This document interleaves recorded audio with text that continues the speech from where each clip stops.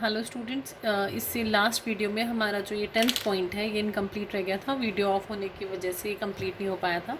तो इसका producers equilibrium जो है मोनोपोलिस्टिक कंपटीशन जो है हमारा वो कंटिन्यूड है। इसमें क्या है, हम लोग अपना प्रोड्यूसर्स इक्विलिब्रियम कर रहे थे जहाँ पे टू कंडीशंस हैं, M C is equal to M R और M C should be rising या फिर राइजिंग होगी या एम सी एम आर को कट करेगी फ्रॉम बिलो। ये कंडीशंस हमें पता है। इसके बाद हम इसका डायग्राम ड्रॉ करते हैं। This is our A R and this is M R. A R गिरने से एम आर उससे ज़्यादा गिरेगा। अगर हमें अपना मार्जिनल कॉस्ट कर्व बनाना है, मार्जिनल जो हमारा कॉस्ट कर्व है वो हमारा यहाँ पे है।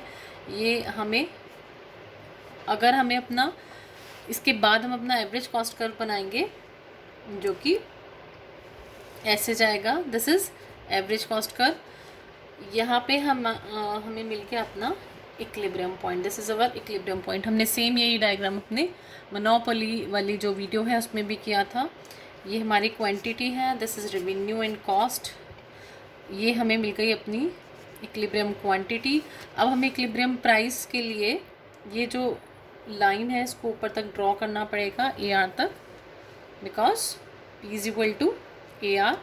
ये हमें मिल गया अपना इक्विलिब्रियम प्राइस। अब हमें अगर अपनी कॉस्टिंग चाहिए, कॉस्टिंग के लिए हम ये वाली लाइन ड्रॉ कर देंगे इसी के साथ। This is our cost. अब जो हमें ये पोर्शन मिला है, this is all the portion for जो मोनोपोलिस्टिक कंपटीशन का जो एक सबसे इम्पॉर्टेंट जो पोर्शन हमने अपने डायग्राम के थ्रू बनाया वो है। अब अगर हमें एक डिफरेंस चाहिए, हमें एक डिफरेंस जानना है कि मोनोपोली जो हमारा है और मोनोपोलिस्टिक कंपटीशन के जो डायग्राम्स हैं उनमें डिफरेंस क्या है। देखो, एक सिंपल सी इससे पिछली वाली वीडियो में भी हमने ये चीज़ जो है जो इनके बीच का डिफरेंस था उसको डिस्कस किया था कि इनके बीच में डिफरेंस होता है सिंपल सा कि वहाँ पे एक फर्म होती है, यहाँ पे फर्म की किसी तरह की कोई बैरियर नहीं है, फर्म एंटर कर सकती है मार्केट के अंदर। तो ये डिफरेंस हो गया कि वहाँ पे तो एक ही फर्म है, एक फर्म है जो प्रॉफिट ले रही है।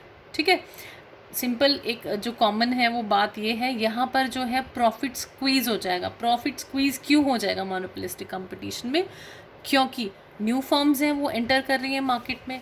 न्यू फर्म्स एंटर करिए तो हमारे कस्टमर्स उन जो कस्टमर्स होंगे वो भी स्विच करेंगे दूसरी फर्म्स के मतलब दूसरा जो प्रोडक्ट आया है, दूसरा जो भी किसी भी तरह का, तो हमारा क्या होगा, रेवेन्यू उसकी वजह से डिवाइड हो जाएगा। मतलब हमारे जो कस्टमर्स हैं वो डिवाइड होंगे। जब कस्टमर्स डिवाइड होंगे तो हमारे इनपुट्स हैं या जो भी बनाने की हमारी स्किल्स हैं वो उनकी अवेलेबिलिटी या तो कम होगी या फिर हायर कॉस्ट पे मिलेंगी वो हमें। अब ये कोई सी भी सिचुएशन होती है, हमारे कस्टमर्स चले गए, हमारा रेवेन्यू कम होगा, मतलब हमारी सेल्स कम हो रही है, या हमारे इनपुट्स हैं जो बनाने की हमारी स्किल्स हैं, कुछ भी आप इसमें रख सकते हो इनपुट्स के उसमें, उनकी अवेलेबिलिटी कम होगी तो उनकी कॉस्टिंग बढ़ेगी।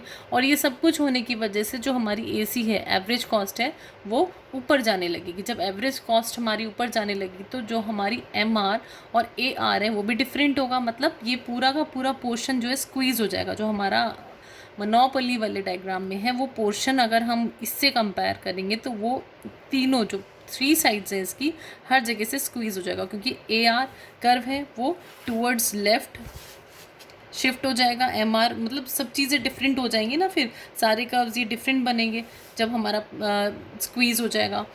तो ये एक डिफरेंस है वहाँ में और यहाँ में, मोनोपोली में और इसमें। ठीक है, मोनोपोलिस्टिक कंपटीशन में ये चीज़ में ये वाला आपका एक डिफरेंस है। क्यों इसकी वजह से, मतलब क्या है, सेल्स लेसर क्वांटिटी में होगी हमारी क्योंकि फर्म एंटर हो चुकी है नई मार्केट में। जब फर्म एंटर होगी तो कस्टमर भी दूसरी जगह जाएगा, एसी बढ़ जाएगी, टोटल जो हमारा प्रॉफिट है वो श्रिंक होने लगेगा। जो हमारा ये पूरा डायग्राम है ये श्रिंक हो जाएगा, सब कुछ लेफ़्ट जाने लगेगा। तो बस एक ये डिफरेंस है जो आप लोगों को याद रखना है, पता होना चाहिए कि दोनों में किस तरह का डिफरेंस है। ठीक है, revenue per unit will fall, simple सी बात है। ठीक है, एसी ऊपर जाएगी, A R M R different हो गया और जो हमारा रेवेन्यू है वो फॉल करने लगेगा। ठीक है, एज़ कम्पेयर टू दैट। अब अगर हम ये हमारा यहाँ पे कंप्लीट हो गया जो हमारे जितने भी फीचर्स चल रहे थे। अब हम एडवांटेजेस करते हैं. What are the advantages of. पहले तो सबसे बड़ी बात तो ये कि एग्जाम्पल्स ही क्या है. एग्जाम्पल आप ले सकते हो, तो ले सकते हो आप रेस्टोरेंट का ले सकते हो, किसी भी रेस्टोरेंट बिजनेस का, होटल, पब. आप जनरल स्पेशलिस्ट जो रिटेलिंग है उसका भी एग्जाम्पल ले सकते हो. कंज्यूमर सर्विसेज, किसी भी तरह की कंज्यूमर सर्विसेज हैं, चाहे वो हेयर ड्रेसिंग है, कुछ भी, आप कोई भी एग्जाम्पल ले सकते हो. अगर हम एडवांटेजेस की बात करेंगे तो सबसे बड़ी एडवांटेज तो यही होगी ना जो हमने पढ़ी थी, देयर आर नो बैरियर्स. किसी भी तरह के कोई बैरियर्स नहीं है एंट्री के लिए. टू एंटर, टू एंट्री लिखो, टू एंट्री, चॉइस, कोई भी फर्म है उसकी एंट्री के लिए, चॉइस के लिए, एंड यूटिलिटी के लिए. कंज्यूमर्स को भी ये एक उसको भी एक मतलब वो भी उस चीज़ को क्या करता है, तो किसी तरह की कोई जो एंट्री है उसमें किसी तरह की कोई प्रोहिबिशन नहीं है, किसी तरह का कोई प्रोहिबिटेड नहीं है वो चीज़. और डिफरेंट जो हमारी डिफरेंट कमोडिटीज़ हैं, डिफ्रेंशिएटेड गुड्स हैं, वो क्या क्रिएट करती हैं, चॉइस क्रिएट करती हैं, यूटिलिटी. आप अलग अलग पॉइंट्स में इनको डाल सकते हैं. चॉइस क्रिएट करती है, यूटिलिटी क्रिएट करती है, ठीक है, अमंग कस्टमर्स. तो ये एक डाइवर्सिटी जो है क्रिएट होती है, यहाँ पे डाइवर्सिटी क्रिएट होती है, तो ये एक तरह का एडवांटेज हो गया. नंबर 3 आप लिख सकते हो इसमें, मोर एफिशिएंट देन मोनोपोली. तो इस तरह से हर सेंस में ये मोनोपोली से एफिशिएंट हुआ. अब हम बात करते हैं डिसएडवांटेजेस की. डिसएडवांटेजेस की हम लोग बात करते हैं.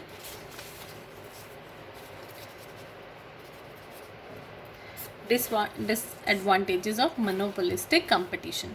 इसमें आप डिसएडवांटेजेस में ले सकते हैं, differentiation does not create utility.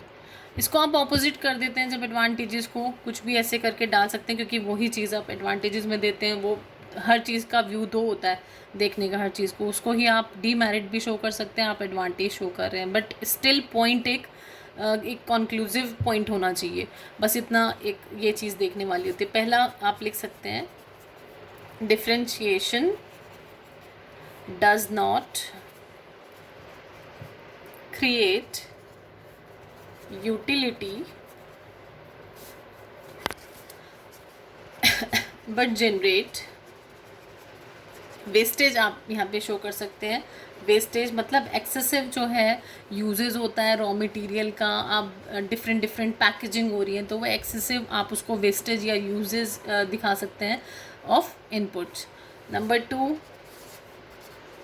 Allocative inefficiency